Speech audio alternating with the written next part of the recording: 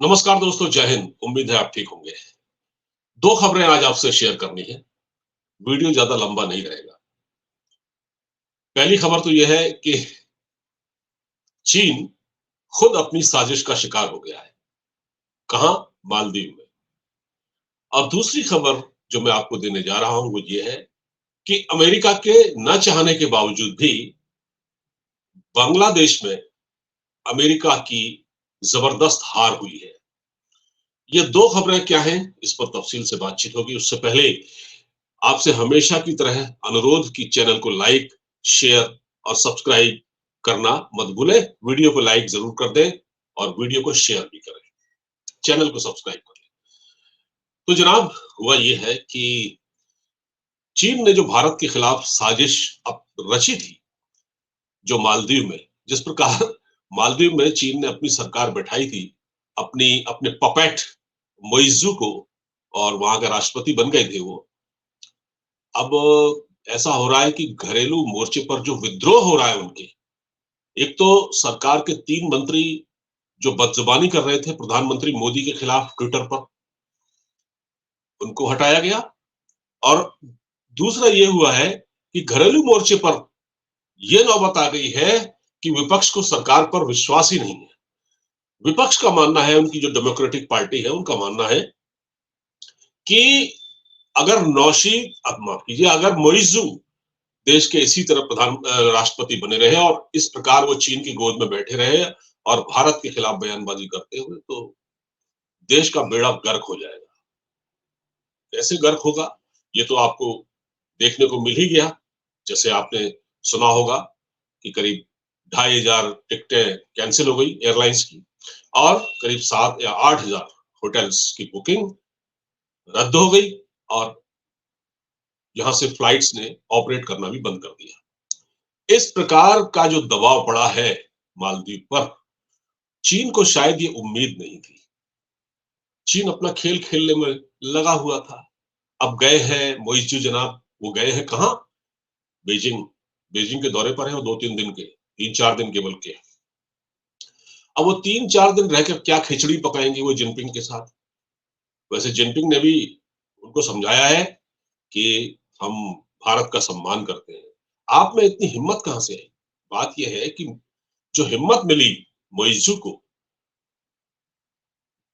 और उसके जो बनाए हुए मंत्री हैं, वो कोई 35 साल का है, कोई 30 साल का है, कोई 25 साल का है, ट्विटर और फेसबुक पर लड़ने वाले अमीर जादों की औलादें, जिनको कोई एक्सपीरियंस ही नहीं है सरकार चलाने का, ऐसे लोगों को सत्ता में बिठाकर आप चाहते हैं आप भारत से दुश्मनी मोल लेंगे? तो देख लिया अंजाम आपने। और अब ये खबर भी आ रही है कि मोइजू जो है भारत आना चाहते हैं। मोहम्मद मोइजू भारत आना चाहते हैं। क्यों आना चाहते हैं? उनको पता चल चुका है कि भारत की कितनी बड़ी माइट है। भारत एक उभरती हुई शक्ति है। आपने अभी तक किसी से पंगा लिया होगा, अलग बात है, लेकिन क्या आप किसी ग्लोबल लीडर से पंगा ले सकते हैं? मैं प्रधानमंत्री मोदी की बात कर रहा हूं। प्रधानमंत्री मोदी जिस प्रकार ग्लोबल लीडर बनकर उभरे हैं, आप प्रधानमंत्री मोदी के बारे में अपशब्द कहेंगे, उनको जोकर कहेंगे, हैं? भारत भारत के लोग जो गंदे हैं, इस तरह के आप स्टेटमेंट देंगे, डेरोगेटरी जो आप रिमार्क्स दे रहे हैं, इसका कितना बड़ा असर पड़ा है। देखिए इसराइल ने क्या किया है। इसराइल ने कहा है कि हम लक्षद्वीप को डेवलप करने में मदद करेंगे, और यहाँ का जो पानी है, खारा पानी, उसको शुद्ध करने में मदद करेंगे। मतलब इसमें इसराइल की एंट्री हो गई है। अब इसराइल की एंट्री हुई है। उधर से जो बांग्लादेश, शेख हसीना वाजिद की सरकार भी फिर पड़ी है इसके ऊपर, मईजू के ऊपर। और उन्होंने तो कहा, ये बड़ा शर्मनाक बयान दिया है, ये बिल्कुल बर्दाश्त के बाहर नहीं है, बिल्कुल बर्दाश्त के मतलब बाहर है ये। इस प्रकार का बयान मालदीव के किसी भी मंत्री को देने की हिम्मत कैसे हुई? इस कदर घिर गए। अच्छा, फिर दूसरे जो देश है अंतर्राष्ट्रीय बिरादरी में, अलग थलग, ना उनको गल्फ के किसी कंट्री से मदद मिली। इवन पाकिस्तान का भी मुंह बंद है। पाकिस्तान वैसे क्योंकि सुन्नी इस्लामिक कंट्री है, और मानते हैं वो लोग कि वो थोड़ा बहुत सिंपैथी रहती है, क्योंकि मालदीव में भी मुसलमान है, लेकिन पाकिस्तान से भी कोई स्टेटमेंट अभी तक नहीं आया है कि उन्होंने भी चुप है वो, और कुछ बोलेंगे तो पाकिस्तान का तो ये है कि जो बोलते हैं वो आगे उगलते हैं, वो ज़हर ही उगलते हैं, तो ना बोले, वो चुप है। अभी फिलहाल उनकी हिम्मत भी नहीं है, क्योंकि उनके काकड़ साहब भी बहुत कुछ बोल चुके हैं भारत के खिलाफ, उसका नुकसान उनको हो चुका है। लेकिन यहाँ पर जो जिस तरह घिरे हैं ये मोहम्मद मोइज़ू, और सबसे बड़ी बात ये है कि इनके अंदर ही इनके खिलाफ अविश्वास प्रस्ताव लाने की तैयारी हो गई है। मतलब विपक्ष चाहता है, विपक्ष में कुछ समझदार लोग हैं, जो भारत से अच्छे संबंध रखते थे। देखिए, अभी तक जो जो राष्ट्रपति थे यहाँ के नौशीब जो मालदीव के, वो जब भी वहाँ होता था, जब भी वो राष्ट्रपति बने तो वो पहली यात्रा भारत की करते थे। लेकिन इसने कहा कि ये चाइना की है, तो चीन ने ये उसको बिठाया है ना। लेकिन चीन को भी अंदाजा नहीं था कि अच्छा, भारत ने इसको इश्यू इस तरह से बना दिया। भारत में चल रहा है लगातार कि चीन की दखलंदाजी है, मालदीव में वो अपना प्रभाव बढ़ाना चाहता है। भारत से इसलिए पहले ही जब, यानी कि ये तैयारी बहुत बहुत पहले ही हुई थी। ऐसा लग रहा है कि जब वहाँ चीन ने ये सब खेल करना शुरू किया, तो उसको मेंटली तैयार कर दिया था मोहम्मद मोइज़ू को कि तुम इस तरह के स्टेटमेंट देना। उसने स्टेटमेंट दिए, उसने दिया, और उसके बाद उसके जो मिनिस्टर थे उन्होंने दिए। सब उल्टा पड़ गया। तो जो जिस देश से, भारत से करीब 18-20 लाख पर्यटक हर साल जाते हैं, और इतना बड़ा सबसे ज्यादा यहीं से जाते हैं, बाकी तो इंग्लैंड से, जर्मनी वगैरह से भी आते हैं।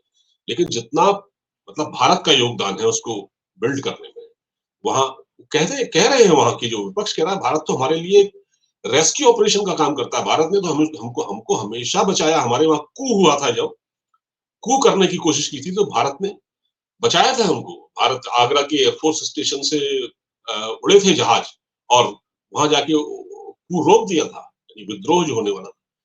तो भारत के तो एहसानों तले दबा हुआ है मालदीव। लेकिन ये जो चीन का जो पिट्ठू वहां बैठा हुआ है, चीन का जो एक ये टट्टू, इसको ये बात समझ में नहीं आई है। अब सुन रहे हैं कि भारत आना चाहते हैं, कि दबाव बढ़ गया है, अर्थव्यवस्था बर्बाद हो चुकी है। यानी इतने करोड़ों का नुकसान अब तक हो चुका है, और है क्या मालदीव के पास? मालदीव के पास है क्या? किस हैसियत में उसने ये बयान दिया? तो भाई, आपको चाइना कितनी भी मदद कर दे, लेकिन आप भारत की मदद के बगैर सरवाइव नहीं कर सकते। आप देख लीजिएगा कि जो हाथ पांव फूले हुए हैं, चीन ने भी बहुत ज्यादा उनको मतलब है तो चीन का ही पिट्ठू, लेकिन चीन ने भी ज्यादा भाव नहीं दिया, उसको नसीहत दी है। लेकिन ये किया तो चीन का ही है, सब किया कराया तो चाइना का है। आप कह रहे हैं, चाइना कह रहे हैं भारत जो है, वो चीन के किसी मंत्री का स्टेटमेंट आया है कि वो कह रहे हैं कि भारत हमको दोष न दे इसके लिए। अरे, खेल तो तुम ही ने कराया है ना वहां पर, तुम ही ने कराया है ना। तुम ही चाहते थे अपने वहां पर बड़े बड़े पोत वहां पर उतारे जाएं, और वहां अड्डे बनाए जाएं, जिससे भारत को घेरा जा सके। चीन की नीयत से कौन वाकिफ नहीं है, बदनीयती से। तो ये है। तो देखिए, अभी बहुत दबाव पड़ चुका है। मुमकिन है कि ये सरकार चंद दिनों की हो, उसके बाद हो सकता है हमारी सरकार पूरी तरह एक्टिव है। क्या पता जो मोहम्मद मोइज़ी जो राष्ट्रपति हैं, वो चंद दिनों के मेहमान हो, उसके बाद कुर्सी से उतर जाए। ऐसा कुछ माहौल बन रहा है मालदीव में। तो दूसरी बात ये है कि अब जो दूसरी खबर ये है कि जो बांग्लादेश में जो चुनाव हुए हाल ही में, उसमें शेख हसीना वाजिद चौथी बार, उनकी लैंडस्लाइड विक्ट्री हुई है, वो प्रधानमंत्री बनेंगी। और शेख हसीना वाजिद भारत की दोस्त हैं। और शेख हसीना, मैं आपको एक चीज बताना भूल गया, बांग्लादेश ने बड़ा इसको इस ये मालदीव के बयान को, मालदीव के जो मंत्रियों के बयान है उनको बड़ा शर्मनाक बताया है, भारत का साथ दिया है। तो जैसे कि शेख हसीना वाजिद है, वो भारत की दोस्त है।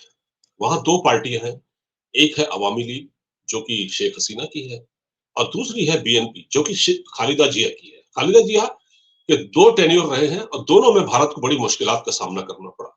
उस वक्त बांग्लादेश में पाकिस्तान की खुफिया एजेंसी ने अपना जाल बिछा दिया था। कट्टरपंथियों को लगातार भारत के खिलाफ भड़काया गया। बांग्लादेश में जो भारत विरोधी तत्व थे, आईएसआई के एजेंट, जिसमें कि बहुत सारे अंडरवर्ल्ड के लोग, वो एक्टिव हो गए थे।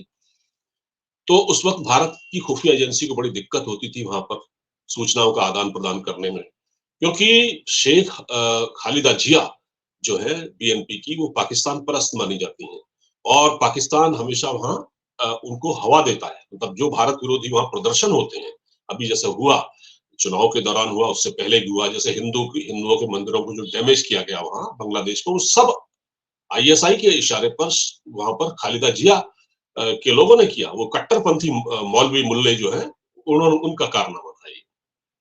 तो शेख हसीना अब सत्ता में आई है। शेख हसीना क्या करती हैं कि शेख हसीना के सामने दिक्कत है। अमेरिका, मैंने जैसे आपको बताया कि अमेरिका नहीं चाहता था कि शेख हसीना सत्ता में, क्यों नहीं आए? अमेरिका को ये चुभता था, क्योंकि एक तो शेख हसीना भारत और चाइना के बीच में थोड़ा-सा बैलेंस बना के चलती हैं। तो पहली बात तो अमेरिका को ये पसंद नहीं आती कि वो चीन की गोद में जाके बैठे, चीन के साथ दोस्ती बढ़ाए। दूसरा ये है कि अमेरिका शुरू से ही, यानी 1971 की वॉर के वक़्त से ही बांग्लादेश के खिलाफ रहा है। यानी कि उस वक़्त पाकिस्तान का पूरी तरह से अमेरिका ने साथ दिया, जब निक्सन अमेरिका के राष्ट्रपति थे, किसिंजर विदेश मंत्री थे। उसमें साथ दिया और अमेरिका ने भरसक कोशिश की कि बांग्लादेश न बने, वहाँ पाकिस्तान का साथ दिया। और यानी कि जो 1975 में, 1975 में जो रिवोल्ट हुआ बांग्लादेश में, जो विद्रोह हुआ, उसमें सीआईए का हाथ था। और वो सीआईए का हाथ था, ये बात शेख हसीना को पता है। और सीआईए ने जब वहां पर ये विद्रोह कराया, उसमें बड़े पैमाने पर शेख मुजीबुर रहमान, जो कि शेख हसीना वाजिद के फादर थे, बंग बंधु जिनके नाम से जाना जाता है उनको, उनके कई परिवार के कई सदस्यों को मारा गया उस दौरान, कत्लेआम हुआ उनका। उसमें दो बच्चे, जो शेख मुजीबुर रहमान की जो दो बेटियां, खालिदा जिया और एक और, ये दोनों बच गए थे। तो उन्होंने भारत में शरण ली थी। भारत ने शुरू से ही मदद की, इसीलिए उन्होंने जब उस अभी जीती हैं, तो उन्होंने कहा कि हम भारत के बहुत एहसानमंद हैं, क्योंकि भारत ने हमारा बुरे वक्त में साथ दिया। भारत हमारा सच्चा दोस्त है, शेख हसीना वाजिद ने कहा। अमेरिका ने क्या किया? अमेरिका चाहता था 1975 में वहां पर अपने अड्डे बनाना, सैन्य अड्डे, और उसके उसको लगभग मंजूरी मिल गई थी, मतलब दबाव में आकर उसको मंजूरी दे दी गई थी। लेकिन 1996 में, 1996 में जब शेख हसीना पहली बार सत्ता में आई, तो इन अड्डों को खारिज कर दिया गया। कहा गया कोई सैन्य अड्डा नहीं। तो अमेरिका तब से बहुत खार खाया हुआ है शेख हसीना से। और उनके कुछ जो फॉरेन मिनिस्टर वगैरह, उनके वीजे भी रद्द किए।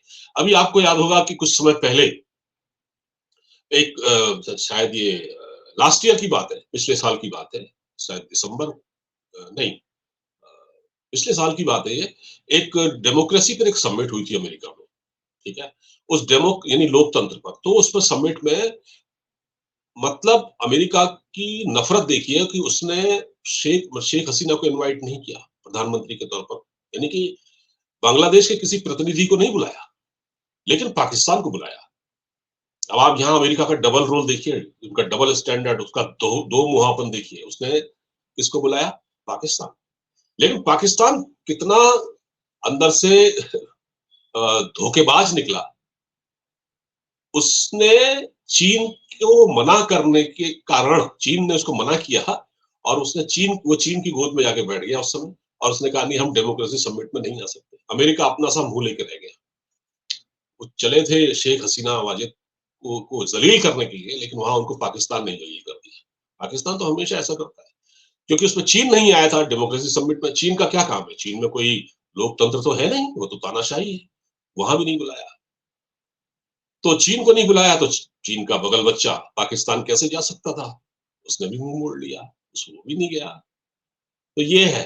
तो जो खेल खेलना चाहती थी सीआईए, जो पूरा गेम करना चाहती थी बांग्लादेश में, इन चुनाव में वो चाहती थी कि किसी तरह से शेख हसीना हारे और अमेरिका का प्रभाव वहां बढ़े, और अमेरिका वहां भारत, मतलब पाकिस्तान के जरिए भारत विरोधी तत्वों को वहां बढ़ावा दे। ये नहीं हो पाया।